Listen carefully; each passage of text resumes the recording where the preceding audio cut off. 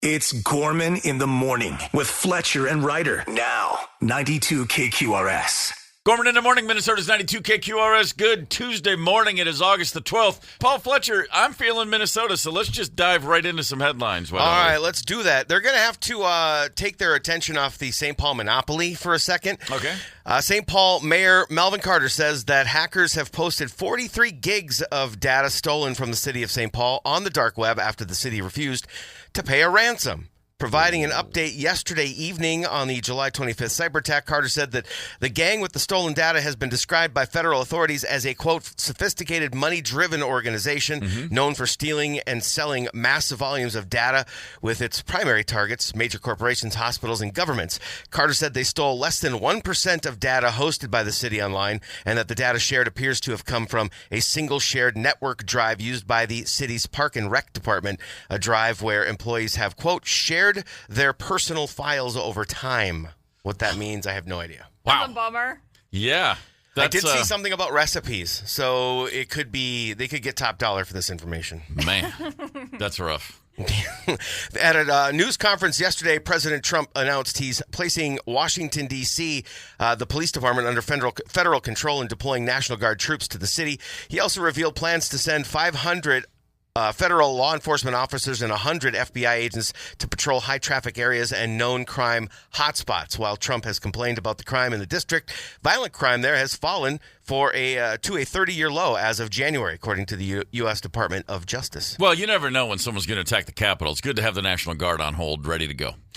Hey, you know what? This is fitting. I just realized today is National Vinyl Record Day. Oh, nice. Oh, boy. So with that... Gee, Ryder, know anybody who cares about vinyl? Yeah. Let's wake him up.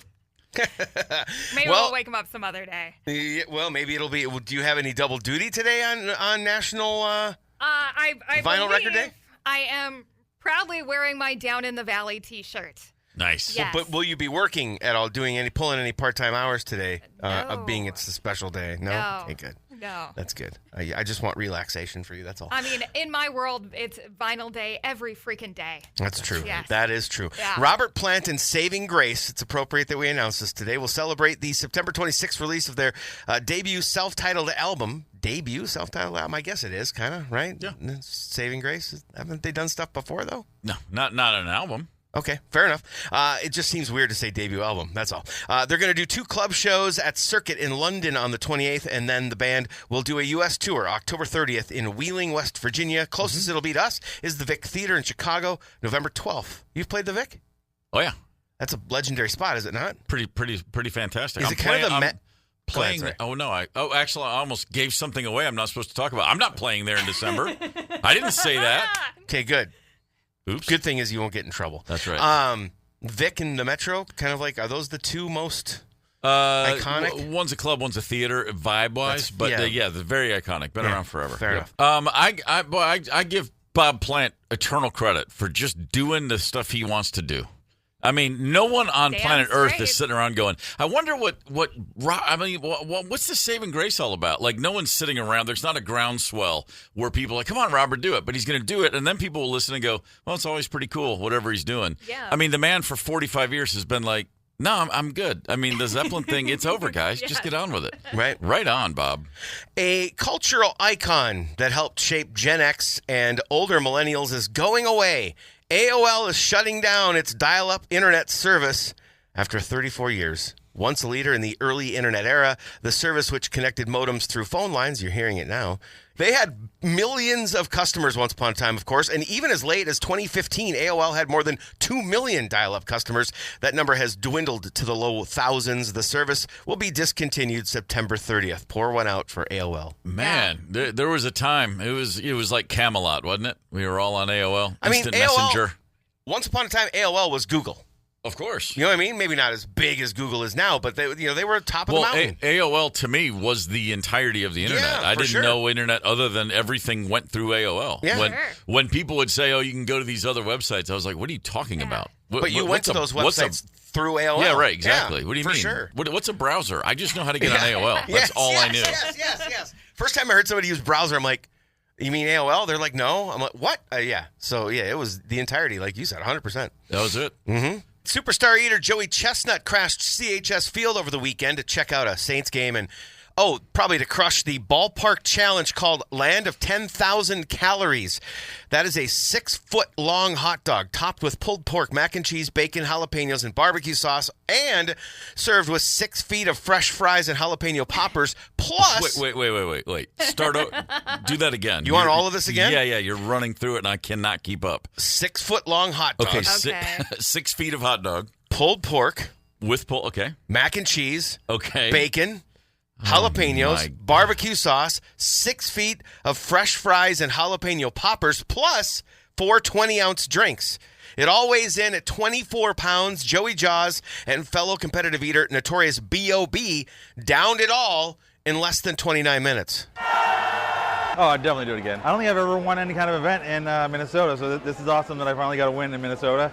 And, I'm happy. Okay, I don't know why he's talking about a win. It was just him and one other guy, and they were working on the same thing. I think he calls it a win over the food, sort of like, you at a golf course, you're a win. It's a win over the course. I think he took some sort of, pep yourself up class. What's that? Who's that motivational speaker that's like 7 feet tall? Matt Tony Foley? Robbins. Yeah, that guy. Okay. Tony Robbins got into him. Hey, you tied your shoes. That's a win. You brush your teeth, that's a win. Dude, you ate a 6-foot hot dog, that's a win. Everything's a win. You see what was in you need to see a photo of what was in front of those two. Holy smokes. I would that's something by the way, I Unreal. like all of the foods you mentioned. Yeah. I would have 2 bites and be like, that was awesome. Yeah. Going for 6 feet of it is just unimaginable to me. Yeah. I believe they do a single serving size. And yes, I did the air quotes for everybody who can't see me. But you can go get one of those suckers. But you also can get the Land of 10,000 Calories at any game for $135. They only do 5 of them because it takes 45, or they only do 5 of them per game because it takes around 45 minutes to prepare. I'm still convinced if you look, I don't see this in the history books, but every great empire, right before the fall, they have competitive eating become a big deal. I'm convinced of it. From what I learned also, no group has ever finished this meal. And the 2 of them knocked it out. Yeah. How many drinks are coming with this? It's like 4 20-ounce. 4. So they think 4 people can do this? That's a foot and a half. That's a foot and a half each. Yeah, that's a lot. That's That a is lot. a ton. Oh, my God. So this is nuts. This is bizarre. Lake Alice, a man-made body of water in William O'Brien State Park, has disappeared due to what the DNR says is a, quote, mechanical failure of the water control structure. This caused the 26-acre lake in Scandia to empty out over the weekend. During storms on Friday, the DNR opened their system to drain excess water. That system's been around since like 1961, and something broke, and they aren't able to close it. They say a fix will take around a month. They are going to, they will fix it. But for now, it's basically a lake bed that's creating a wonderful aroma of just underwater life and dead fish. I cannot imagine. And I want to note, this is on the Minnesota side of the border. This is not one of Wisconsin's ponds that they note as a lake. This is a real, actual-sized Minnesota lake that's 26 just acres. not there. Yeah, it's nuts. I had no idea that among the 10,000 there were man-made lakes. Just first time. Really? I mean, I figured it's got to be a Okay. few, but yes, first time I've heard of anything like that. It was a stream, and that's when they I get put it. this dike in. Yeah. Oh, I grew up all around man-made lakes down south. They're disgusting. Yeah. It's just, of course, the water down there is brown, full of venomous, copperheads and cottonmouths and all that. But anyway, sounds fun. That sounds like a ton. Not I so want much. to go treasure hunting. There's probably cell phones and wedding rings and all kinds of stuff. Fingers. Oh, maybe. Don't Like, hide yourself. maybe. I saw a couple of the local news stations brought out the helicopters, supposedly. Like somebody made reference to Chopper 5 and Sky 11. I didn't even know they had those suckers anymore. Damn. Yeah, Right well, you on. got to have It was aerial intense. coverage for the love of God. When a lake disappears, you got to bring out the big guns. Doesn't happen all that often. Yeah, drone can't cover that. no. We need a helicopter up in the air. Mother Love Bone, which featured Pearl Jam members Stone Gossard and Jeff Ament, will issue their debut EP Shine and their only album Apple on September 26th. So there are a lot of it's kind of Mother Love Bone ended up with the rise of Pearl Jam. Mother Love Bone ended up having quite a cult following after the fact. Oh, the woulda, coulda, shouldas. They would have. Think about that. If Andrew Wood hadn't died, none of us would have ever heard of Eddie Vedder. That's right. Man, Theoretically, yeah, could have still risen, but you never know. he'd be surfing. Probably. Yeah. A poll found 3% of Americans just let their fingernails fall wherever they may, and they don't clean them up. 3% of Americans are disgusting, vile creatures. 73%. Just 3%? Hold on. Clip their nails just wherever they are, and just that's it? Yep. And they just, wherever they are, and wherever the nails fall, they just leave them there. I one time watched a man clip his nails on an airplane. He pulled out the thing. It was a dude, and he pulled out and I was like, "Oh, you gotta be kidding me!" And he had like a baggie, and he put his fingers he did it so that there would be no clippings left behind. He was and I was like, "Okay, I appreciate all that effort, but you had to do it in flight." Couldn't wait till you got to your hotel room. I just couldn't really imagine what was going on. So, but at least, but there's no gross ending where like he left them on the floor of the plane. Just a weird thing to watch someone do. Bathroom? Really strange thing, yeah. Maybe his day was just that tight. And that man was Fred Ward, the co-star of Tremors. Oh, no, wait, what, really? No, I just made that part up. 73%. I know. I did meet him on a plane once, but he didn't do anything with his nails. Okay, good. 73% of people are normal human beings, and they throw them in the trash. 7% flush them. That's what I do. Okay. I generally do it over the toilet, and then I just flush them down. I do it. I do fingernails and toenails at the sink. I lift my foot in there or and then I just wash them down the drain. 3% of them toss them in the sink. And then there are 5% that go outside and do it outside, and then they leave them outside. Outside? Yeah. I guess. Wait, that's a lot of work. Protein for the little critters? Yeah, sure. I guess so. Sure. All right, that's what I got. Let's talk sports, shall we? Minnesota Twins in New York last night. All good things have to come to an end. For Luke Keyshaw, this rookie sensation, over. Oh, boy. The 11-game hitting streak, the 12-game on-base streak to start his big league career ended. A strikeout, 2 flyouts. He was on deck when the game ended. Almost had another chance to get on base. The Buck truck came back after missing a bit of time with injury. Buxton did go yard. It was not enough. The Yankees won 6-2. In case you're keeping score, since 2015, the Minnesota Twins are 5-30 at Yankee Stadium. Oh my God. Oh, that's not good. It's not good at all. Bad. At least it validates my hatred in them. There's something about the Bronx that just freaks us out, apparently.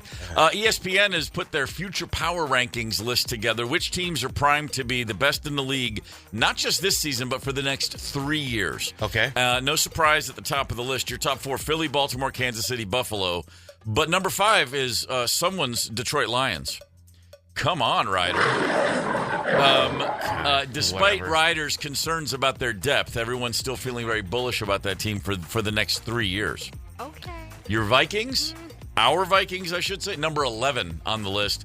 The reason for hope is they've got everything, and all J.J. McCarthy has to do is just be above average. The reason for concern is J.J. McCarthy. It's like we don't know. He's still such an unknown piece of the equation. But another point they say that's going to be tough is the defense will fall off a cliff because it's inevitable Brian Flores will eventually be poached for another head coaching position. Right. Oh, sure. And then we're going to be in trouble.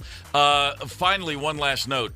31 years ago today, in 1994, Major League Baseball said, yeah, we're going to take a break. They went on strike August 12th, 1994 for 232 days. There were no playoffs. There was no World Series. It was awful. Yeah.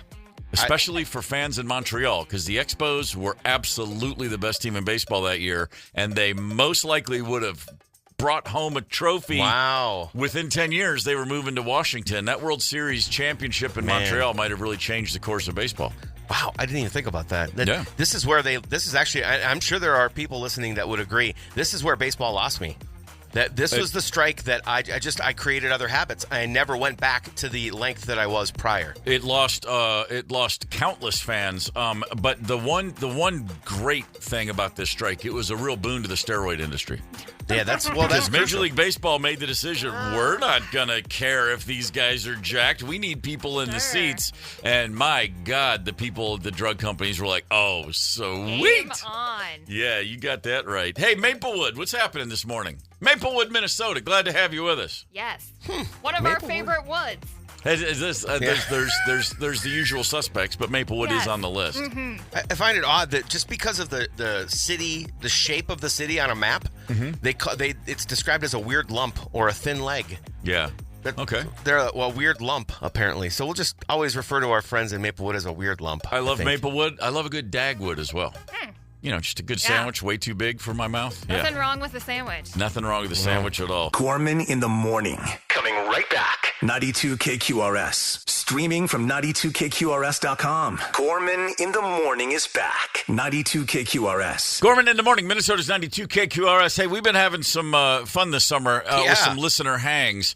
We've been picking out a bunch of spots from KQ's bestest list, the winners, and we've been turning up and hanging out and saying hi and having a good time. Ooh-wee. This Thursday will be no different. Thursday, 5:30 p.m., Inver Grove Heights. We are going to the runaway winner of KQ's bestest bowling alley, Decula's Bowl, baby. We're on our way.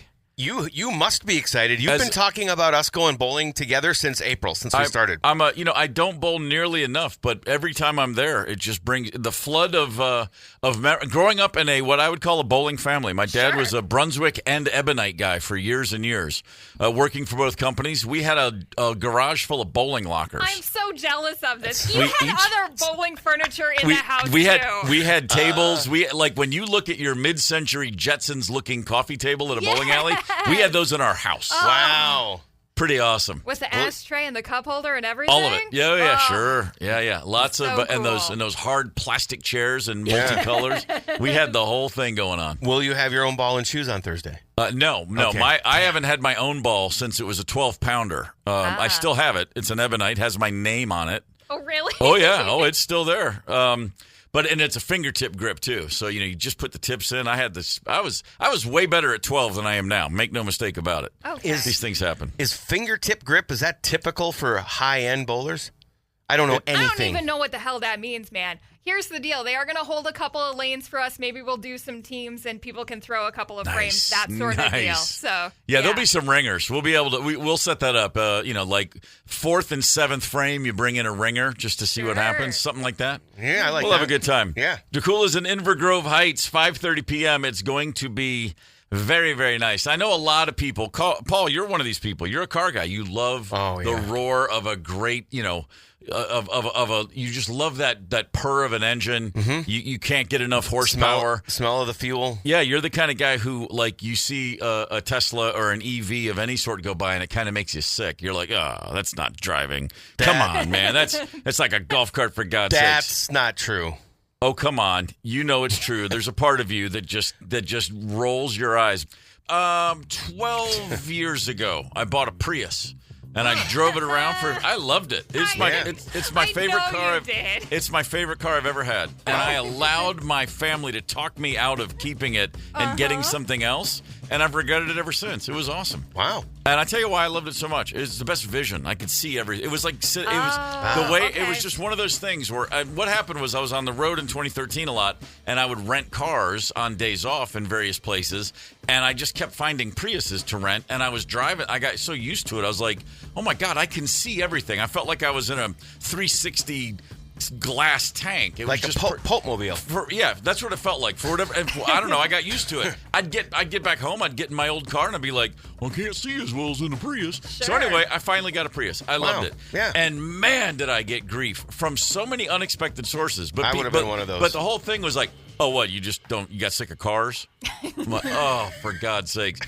Does it beep in reverse like a golf cart? Fun fact, yes, it did. Yeah. Did it? Oh, yeah. Oh. Yeah, and when people would say that, I'd go, oh, I don't know, and I'd put it in reverse, and then See, and I always had the thing of like, I don't need 450 horsepower. Look how big I am. Nobody needs it. Yeah, that's the thing. So I was getting, but my own kids were like, Dad, it's so uncool. I'm like, yeah. What? The Volvo wagon was cooler, the one I traded in for it, and they're like, yeah, it was cool, old school Volvo. I'm like, oh, for God's sakes, I couldn't win. Anyway, did you pick those kids up from high school in the Prius? They were middle schoolers in these years. Oh, even worse. Yeah, it was pretty bad. That's when they carry even more. It was pretty bad. Yeah. Yeah.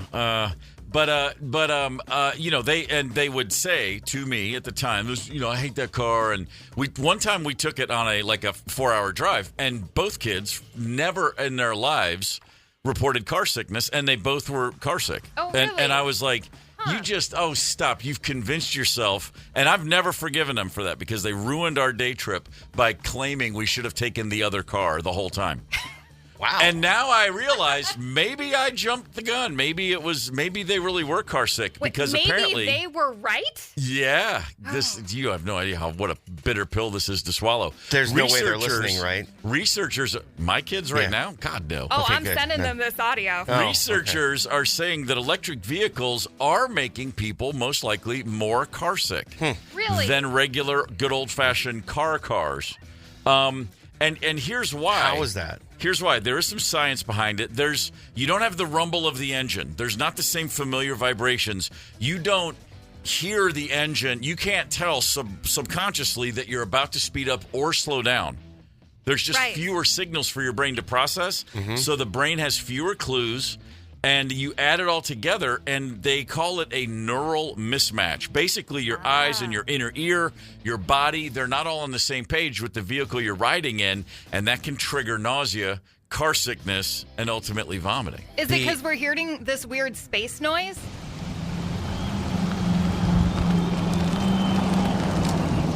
That could be it. That's the Volkswagen one. That they could all be have it. different ones. They do. The reverse on there's several different types of EVs. When you put them in reverse, they do that ghost. Yeah. And that's because It's that a makes a safety safety thing. thing. Yeah, Yeah, it's a to make safety thing. noise, It's a for sure. bit of noise. Yep. I will admit, the number of times I snuck up on people in a Prius that have no idea a car's it was like, oh, I really have to be aware that no one else is aware that I'm here. Yeah, it's a little stealth fighter plane is what it is. There's a scene in The Office where Dwight and Andy Bernard have a battle, and Andy drives a Prius, and he pins Dwight against the wall because Dwight didn't see him coming in the Prius. Yeah.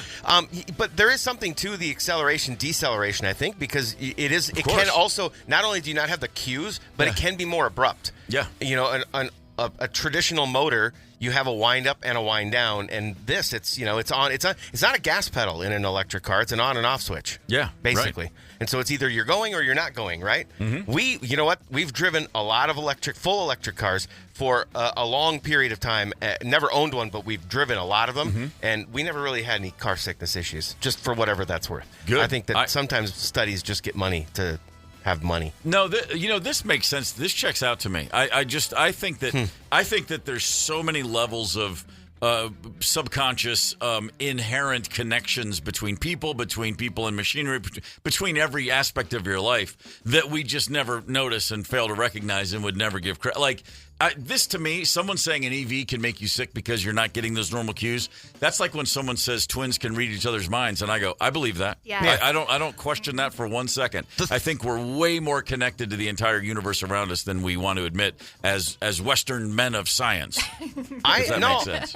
I agree with that, and I think the theory behind this makes sense. Yeah. I'm just saying we never had any experience with this, and I haven't heard. I've got a lot of friends that have them, and nobody. I mean, if it's happening regular folk that I talk to, we're not hearing about it. I can tell you what it is. It's denial because the EV owner doesn't want to admit, oh, my God, this car is making me sick. 651-989-ROCK. Anybody got any weird EV experiences out there? Has this ever happened to you? And by the way, I read this story, and I was like, oh, and then I went, oh, my God, wait a minute. Yeah. But that may be the thing. Don't play this for my kids. It still comes up every now and then. They don't need to be right. Yeah, they don't need to know they're right. It's just another thing Dad got wrong.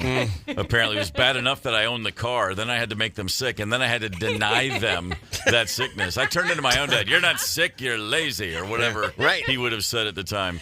I got home from a family trip to Detroit, and I said, Dad, I only threw up once. And he goes, that's one too many. I was like, it was 10 hours. Come on.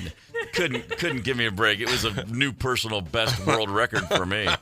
Man, it was rough, I tell you. We're talking about EVs and road trips and car sickness and the fact that electric vehicles do apparently they have a higher possible rate of car sickness.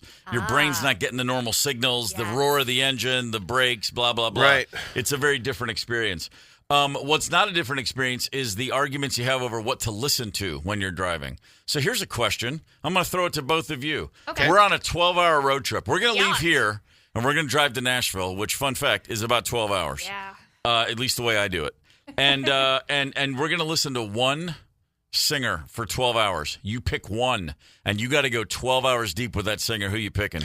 Now, Don't think, blink, answer it. No, but do you mean band or just one specific voice? It's all about that voice. It can be their solo work or their work within a band. It's got to be one person on the microphone for 12 hours. Who you going with?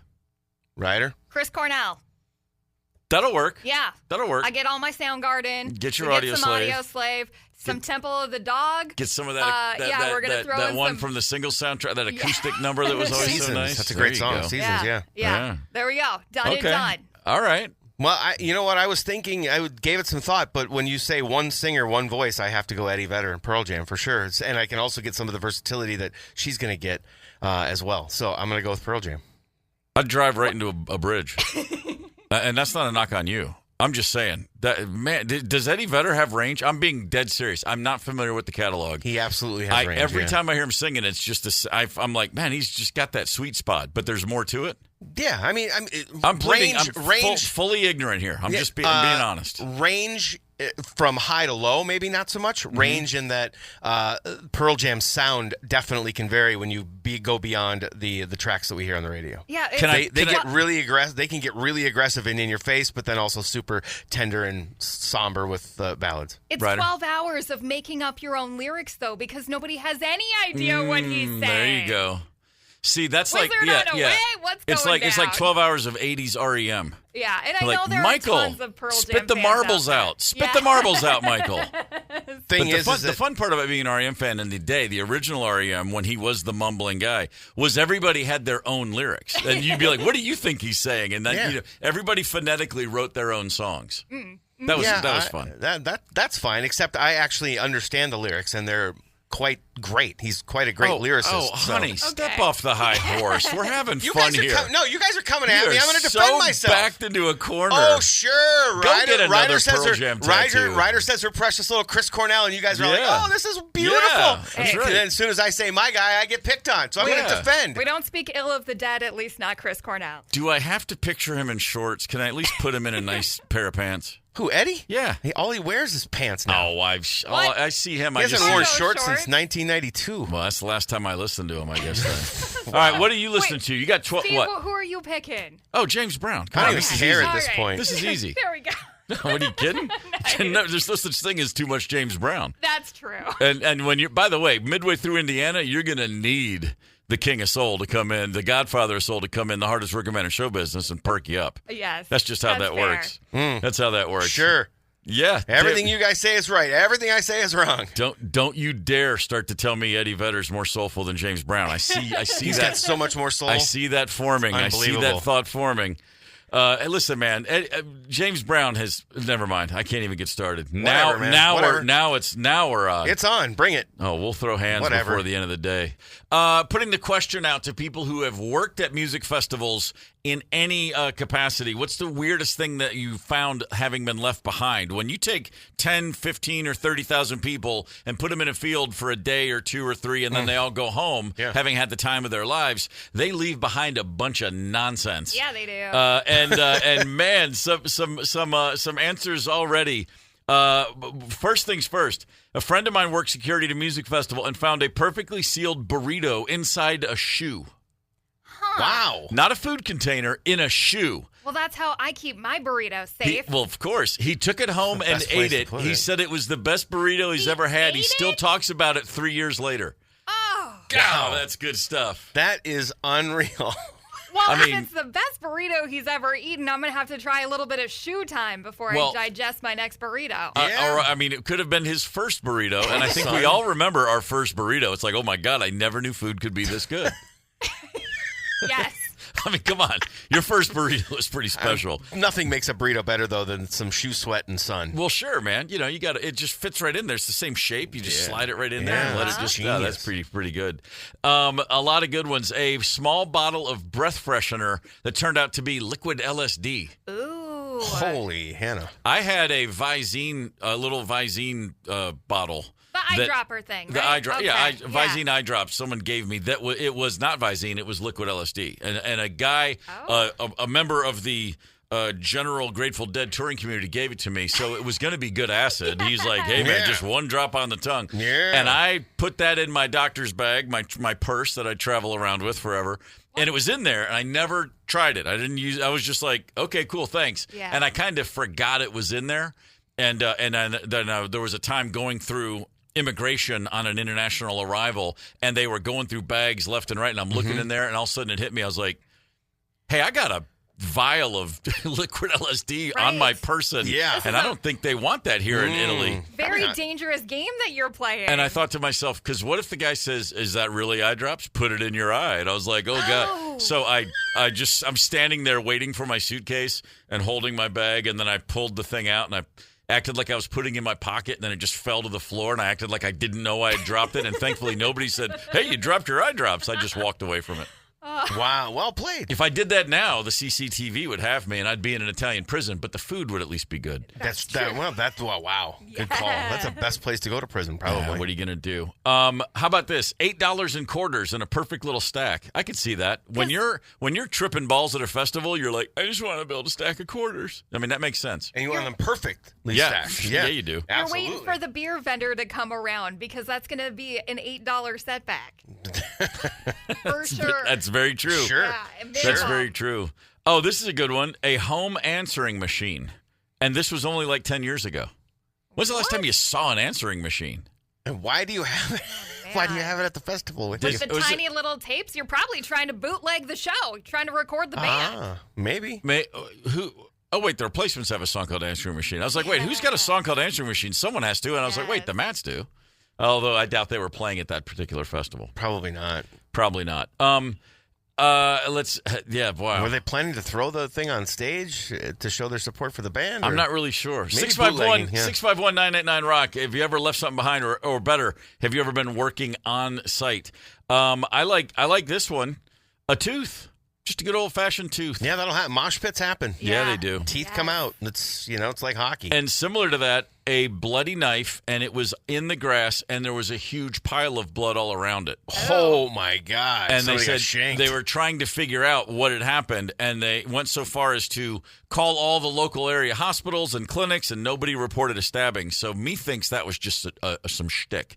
Somebody was like, let's leave a knife and some fake blood, and maybe we'll tip someone off. That's a lot of work, though. That's a whole lot of work. I feel like this must have been at Wee Fest, and it was just some country bumpkins sucking it up. It could be. In northern Minnesota. That could Pour very some well whiskey be true. on it and stitch it up themselves. Yes. Yeah. Oh man. Yeah, the leaving behind. I can't contribute to this because I can't remember the last time I went to a festival. Like I just don't. Really? Yeah. Not Huge even- crowds like that. I'm Yeah. like, I spent a long time being at festivals that I was playing or with friends that were playing, and so I just got out of the comfort zone of just being out in the field myself. You know, Okay. and if I go, I'm like, well, this is cool, but just like the idea of it, I get paralyzed. That just would never occur to me to go, even though I'd probably have a great time. I have one. Which is? It wasn't like, a roll of perfectly stacked quarters, but it cost me some dough. I bought shirts. I went to Warped Tour 2005. My Chemical Romance Avenged Sevenfold are playing. Nice. Okay. Shirts for me and the gal. Left the whole damn bag there. So it was over $100 worth of merch. Just totally spaced on the bag of merch. I think set it down, rocking out. I just didn't think about it, and we walked away having a good time. Do you remember when it occurred to you? Oh my God, I left the T-shirts On the behind. drive. On the drive. Yep. Where was in it? traffic? Down in it Omaha. It wasn't. I was living in Omaha at the time. I think it was Oh, Kansas okay. City that we went to. I don't remember exactly which city we went to. I remember going to an Edge Fest and watching many, many, many people walk away from that pit barefoot because they had lost both of their shoes. Yeah, that'll happen. Yes. Back in those days, I was pretty much exclusively wearing Docs. There's no way I would leave my Docs. Also, reading 2 Ziploc bags full of urine. Bottles of urine are very common. Yeah, that checks out. Yeah, people, but That's not really lost. You it's didn't not really lose lost. that. It's left left behind. behind, yeah. European rock festival fans, fun fact, love to fill, especially in the United Kingdom, they love to fill a vessel with urine and then fling it at the stage. No. Oh, every time. At Yeah, a band constantly. That you like?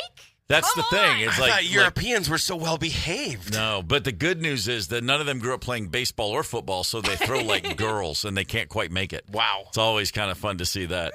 Let us know, 651-989-ROCK, your experiences. What'd you leave behind? What'd you find? What made you sick when you were trying to just have a good time in a field with 80,000 strangers? Things left behind at festivals. When the circus leaves town, someone's got to clean up that field. Uh-huh. Okay, here are my favorites. All right. glass bottles of wine filled with what appeared to be liquid feces. Sorry, I just had to say it. I mean, that takes a lot of effort. To get a wine bottle? Yeah. Okay, I'm not a wine drinker. So the wine bottle, it's always the tiny little top, right? There's no wide mouth. There's no wide mouth. There's no Mickey's wide mouth. No. You have to put a funnel in that thing to get that into that. There'd be something. But the best one by far, a prosthetic leg filled with mini liquor bottles. There was a phone number on it that said, call me if found. Or don't. That's what it said. So this is a man or a woman with a prosthetic leg, filling it with small liquor bottles, I would imagine to elude security on the way in. They're not going to make you take off your prosthetic leg. And then also with the self-awareness to know, I'm going to take this leg off to get to my liquor, and I might forget to put it back on. Yeah. Talk about legless. Yes. I mean, I've been called legless on occasion, but that was just drunk and not literally legless. Mm-hmm. This is a whole new level. That is called having the foresight. Yeah. That's preparation. Regardless of your level of personal depravity, self-awareness is always going to see you through a little brighter day. Make no mistake about that. Absolutely. Speaking of a brighter day, a little later on the show today, we're giving away Farm Aid tickets. Farm Aid 2025 happening right around the corner, in fact, at the Huntington Stadium. What do we got? We got Willie, we got Neil, we got John, we got Margot, we got Dave Matthews. They've added some people, more people coming. Yeah. I believe Trampled by Turtles, Duluth band is on the bill. Yeah, Nathaniel Rateliff. And the Night Sweats, Winona Judd is coming, Steve Earle. Oh, that's they're banging it out. It's going to be a really long day. There's going to be a lot of people having a great time partying, so only bring things that you can afford to lose. That's right. I'm never going to tell someone how to run their own life, but Nathaniel Rateliff and the Night Sweats, if they were called Nathaniel Rateliff and the Meat Sweats, I'd be way more on board.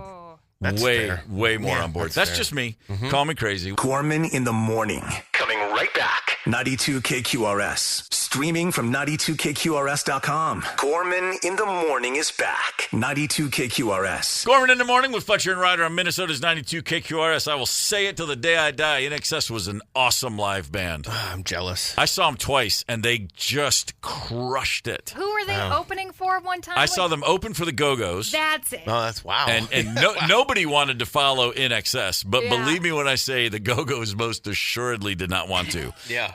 But I was the only one that noticed because it was me and 5,000 high school girls who were like, who's INXS? And I was like, oh my God, I can't believe how badass a rock band they are. Great drummer in that band. All the Australian drummers hit harder than all the other drummers on the planet. Yeah? They were like that. Fair enough. And then I saw him headline a gig too, same thing. And I was like, I must have been drunk that first time. And then I watched him 2 years later and I was like, oh my God, this band's amazing. Yeah. Never owned a record. I was like, yeah, they're good. I like them on the radio. I never bought an album. I never cared. And I got a guy if you need some records. Yeah, okay. Yeah, it's still not too late to go back, probably. Yeah, probably not. Hey, let's talk about crime or at least silly behavior. Let's talk about Farm Aid. Let's talk about the connection between those two things. None. Okay, yeah, I was going to say. None whatsoever. Unless you want to talk about what we've done to our farmers over 40 and 50 years. That would be a crime. But hey, how about this? Wisconsin, Texas, Florida. WTF. Yep. Fletcher's version. You're going to share with us some news stories, and then we will guess, was it in Wisconsin, was it in Texas, or was it in Florida? That's right. And then we will have a listener call in. First one to get it right. Will then win the tickets to Farm Aid. Yes. Have I left anything out? Nope.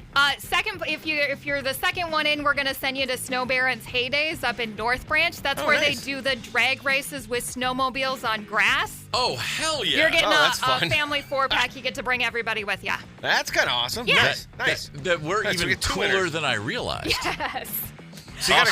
So you've got to crack the code on where these stories are from, and we'll start with the first one. This is a nurse who wants to be a nurse so badly, she decided to use someone else's nursing license. Woman behind bars in County is accused of treating thousands of patients as a registered nurse, even though she didn't have a proper license. Deputies say 29-year-old Autumn Bardisa got hired by Advent Health using a different nurse's license number. Talked to the sheriff about what he calls a disturbing case of medical fraud. Am I being arrested? You are. Yeah. Hold on. Can I ask? Can I? We have plenty of time to talk. Okay. County Sheriff Rick Staley's deputies arrested Autumn Bardisa Tuesday. I would say this is greed or wanting a job so bad that you would manipulate a system and assume somebody's identity to be able to practice. You went to school, but you failed the exam. Court documents say Bardisa lied that she passed her exam. She also provided the license number matching another person with her first name and a different last name. Bardisa claims she had a new last name from a recent marriage. She never provided the documentation of her marriage and the change in the last name. They were looking at a promotion to charge nurse, which is what triggered the review of her file and ultimately how she got caught. How about that? Man. The faux nurse. Okay. Okay. All right. But think about it. She did such a great job. She was in the line for a promotion, and she never even had the license to begin with. Huh. I mean, how do you figure out how to draw blood? Right? Had to have taken at least a YouTube clinic. Okay. I think. My first thought was vampire, but sure. Okay. Maybe YouTube clinic. I like that better. Okay. The fake nurse. Yeah, that's right. Over 4,400 people treated by her. All right. Number 2 is, well, you know what? This is just barefoot guy walking across very hot pavement, decided he needed an e-bike. Why do you not have shoes on? The roads get very hot. Well, it's 90 degrees. He walked into a garage barefoot and left with the homeowner's e-bike. Thank you for counting on News. The man did all of this while the owners were inside. It's very scary. To me, I don't feel safe in my home no more. Brenda Wan is shaken up after an early morning burglary. I mean, that's the sad thing. It's not like we weren't home. The garage at her house on Southeast 6th Terrace is usually closed, but she left it open for a few minutes before she left to go to the store. Security camera video captured a man walking up her driveway barefoot. A minute later, he took off with her e-bike. Everything is here, vehicles are here, and you have the nerve to walk up. Are you that ignorant that you can't even see the camera? Police confirmed with news that they are looking for the thief. Brenda's husband, David Elizondo, said he is planning to install more cameras. If I'm not going to be here, if something's going to happen, it's going to happen. But at least if I have more cameras, we've got more footage and more area to cover and maybe pick up more stuff that the police officers can use in their investigation. We'll just have to be more aware and more observant of our surroundings. Mm-hmm. Absolutely. Right. I love that at the very beginning, she's just really concerned he was barefoot in with the hot pavement. I mean, have you walked on 90-degree blacktop? It is not fun. But the guy just took your e-bike. Why do you care about his feet? I'm just saying. Hey, man, you walk a while in another man's bare feet. Isn't that the old adage? Yeah. All right, last but not least, this is maybe the dumbest show-off in the history of getaways. Deputies say he recorded the moment that he got away from troopers during a traffic stop. Teens Micah Hatfield live in the newsroom with more on the video. Micah. Eric, what could have been a routine traffic stop for Alan Lynch Jr. and maybe a ticket has now turned into a felony. And he's pretty much laid out the evidence for law enforcement. So, y'all, I got away. Got away.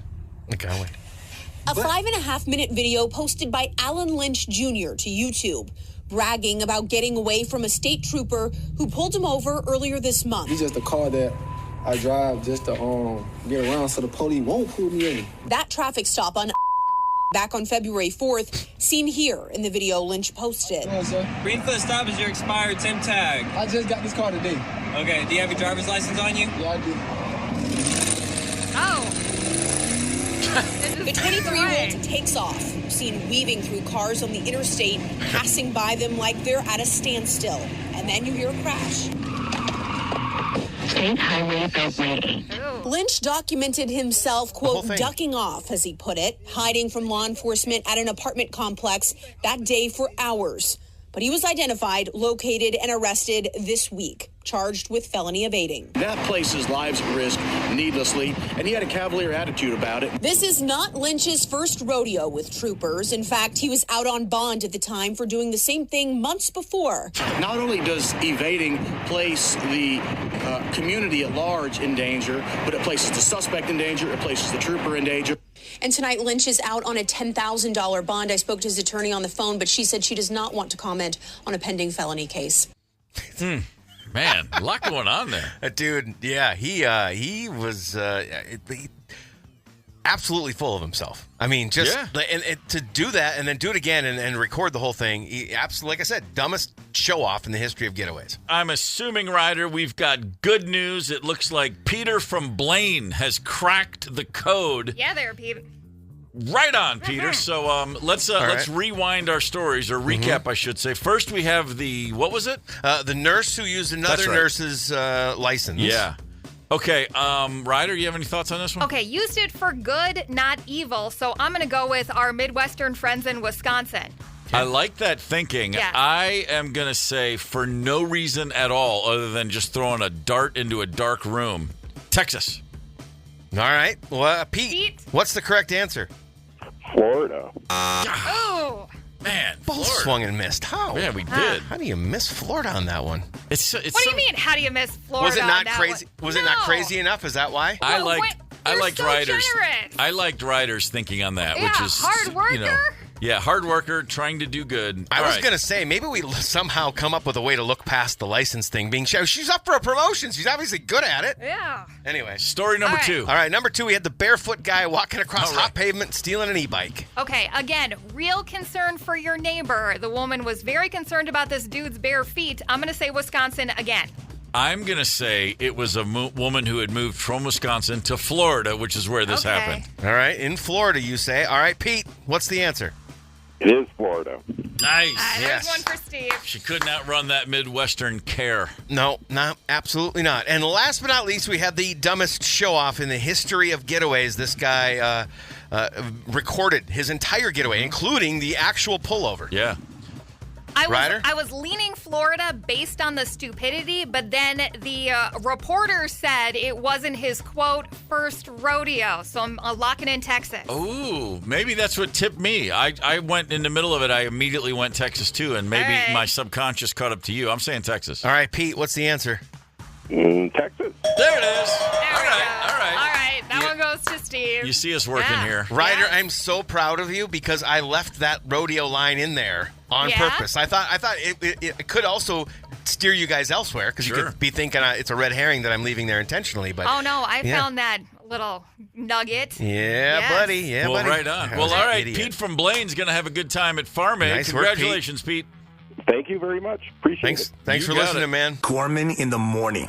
Coming right back. 92 KQRS. Streaming from 92KQRS.com. Gorman in the morning is back. 92 KQRS. Gorman in the morning, Minnesota's 92 KQRS. Here's the fun thing about me. Oftentimes, as I'm turning on my microphone, I have to sneeze. And then I have to pull back the sneeze. I think my body is starting to do that on purpose. Just to mess with me. That's impressive. I was about to give you guys the start talking now because I'm about to blast, and then it went away. That's what it does. See, I don't think I can pull back a sneeze. Once it's coming, it's coming. Yeah, no. You're a superhero. You got to derail that car off the track. I mean, it's just one of those things. Or as they say, not all superheroes wear capes. That's very true. You're a brave individual. I don't know what you're planning to do Thursday at 5:30, but I can tell you what we're planning to do Thursday at 5:30. Mm-hmm. We're going to Drax. Yes. Inver Grove Heights. KQ's bestest bowling alley for 2025. It's going to be a blast. We're going to Dracula's, or the cool kids call it Drax. Yes. That's the word on the street. Bill, our podcast guy, said, Drax if you're in the know. 5:30 Thursday. Come out, roll a few frames, throw back some suds. Let's get our bowling nicknames all queued up and ready to rock. What do you say? Oh. Yeah. I didn't know I needed a nickname. Got to have a bowling name. Okay. What's yours again? told you, Knuckles. Knuckles, that's always. Right. That's right. All right. Come on. Ryder, are you any good at bowling? I got 2 days. No, I'm terrible bowling. I get real excited if I break 100. Yeah, same. Yeah. Same. We're about the same level, you and me. In 1987, I put a band together, and I should have known I needed to get away from these people when I suggested we go bowling. And one of my new bandmates said, "Oh, I'd do that. I've never played bowling." What? That's Never? a true story. And but I said, "You don't play bowling. you go bowl. bowling. Yeah. You go bowling. You just simply." And he goes, "I couldn't believe it." I was like, "What? You don't really?" I'm like, "What planet are you from?" I had the same thing around hockey circles when people say, "Oh, you made a goal." No, you don't make goals. Yeah, you score goals. I feel your pain is what I'm saying. It was tough. It's again, sometimes you just go against your gut. Your gut says run away like a house on fire, but no. All right, more Gorming in the morning momentarily. 92 KQRS. Gorman in the morning, Minnesota's 92 KQRS right there. Shelter from the storm. Bob Dylan. Blood on the Tracks. Not a bad record. Go ahead and write a song, Bob. Go write a bunch of them. Why don't you? He's doing okay. He's doing okay for himself. And if word on the street is to be believed, possibly studio album number 41 in the works. Possibly writing some songs right now. He and the band gathered at White Lake Studios in New York last week for a couple of days. So the rumors are swirling like crazy. The craziest thing, I was brushing my teeth and I wrote 4 songs. You just can't turn that tap off.